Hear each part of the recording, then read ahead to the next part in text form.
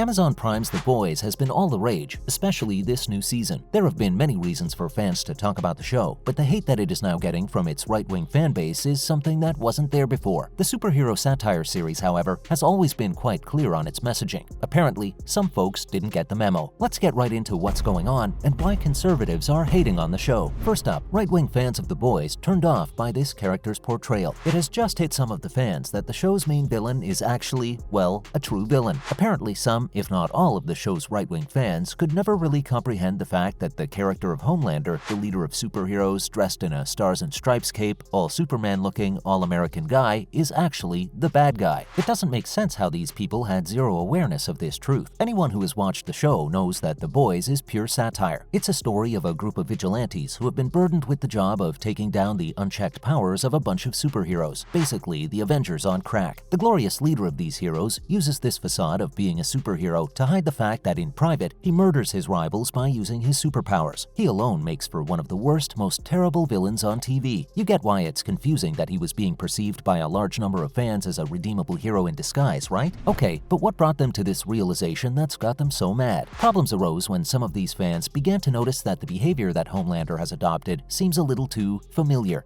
Turns out this season, Homelander is provided with a platform to talk on a right-wing news network. He really takes off as he begins to say the worst things that anybody could ever say. We also see him be made the head of quite an overreaching corporation, and that's when it hits him that he is good for nothing and is out of his depth. He is extremely ambitious on a personal level. However, when it comes to him personally, Homelander is seriously insecure and is prone to self-destruction. He thinks that he can do anything he sets his mind to, yet has absolutely no skills, professional or personal, and ends up making an even bigger mess than anyone could ever anticipate. Come on, do we really need to spell it out for you? Homelander is former President of the United States of America, Mr. Donald J. Trump. Damn, it feels surreal to acknowledge that even today. Showrunner Eric Kripke, the legend who created the long-running show Supernatural on the CW, recently talked about Homelander in an interview, saying that all this guy even wants is to end up being the strongest, most powerful man, even though he has no skills and is absolutely inadequate in his abilities to handle greatness. He also said that the character is the epitome of male victimization and ambition gone unchecked. Those personality flaws, as Kripke put it, simply happen to reflect those of the 45th president of the US. Yeah, that's gotta hurt some alt-writers. And here's why this shouldn't come as a surprise to people. Reason number 1, Homelander is the bad guy. Reason number 2, refer to reason number 1. Alright.